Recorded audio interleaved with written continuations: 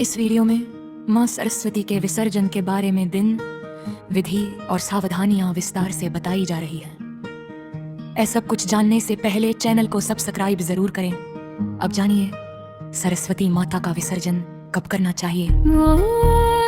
सरस्वती का विसर्जन सामान्यतः बसंत पंचमी के बाद किया जाता है। परंपरा स्थान के अनुसार अलग अलग हो सकती है। विसर्जन के प्रमुख दिन जानिए। पहला, बसंत पंचमी के दिन ही कई घरों में पूजा के बाद उसी दिन विसर्जन कर दिया जाता है। दूसरा, बसंत पंचमी के अगले दिन, यह सबसे अधिक प्रचलित परंपरा है। तीसरे दिन विशेषकर बंगाल, बिहार, झारखंड और पूर्वी उत्तर प्रदेश में प्रचलित है। नोट: यदि मूर्ति मिट्टी की है तो 1 से 3 दिन के भीतर विसर्जन शुभ माना जाता है। सरस्वती माता का विसर्जन कैसे करें? प्रथम कार्य, विसर्जन से पहले की तैयारी। स्नान कर स्वच्छ वस्त्र पहने, पूजा स्थल साफ करें,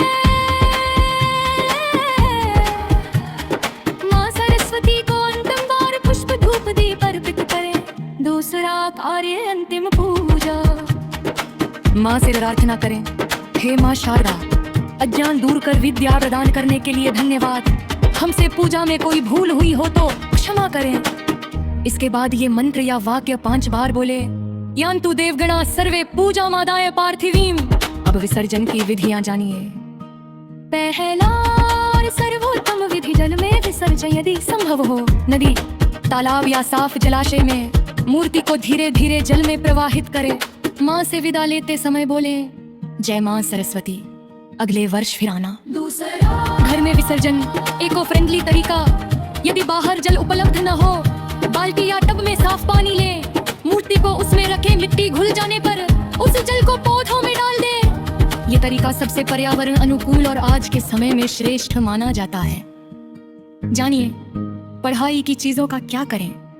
पूजा में रखी किताब, कॉपी, कलम, वाद्य यंत्र विसर्जन के बाद ही पुनः उपयोग करें। उसी दिन पढ़ाई शुरू करना बहुत शुभ माना जाता है। विसर्जन में ये बातें ध्यान रखें। प्लास्टर ऑफ पेरिस की मूर्ति जल में न डालें, कूड़े में मूर्ति न फेंकें, बिना धन्यवाद किए विसर्जन न करें। शांति, श्रद्धा और नियम से विसर्जन करें। मान्यता माना जाता है कि जो भक्त श्रद्धा से माँ सरस्वती का विसर्जन करता है, उसके जीवन में ज्ञान, बुद्धि, सफलता का वास बना रहता है।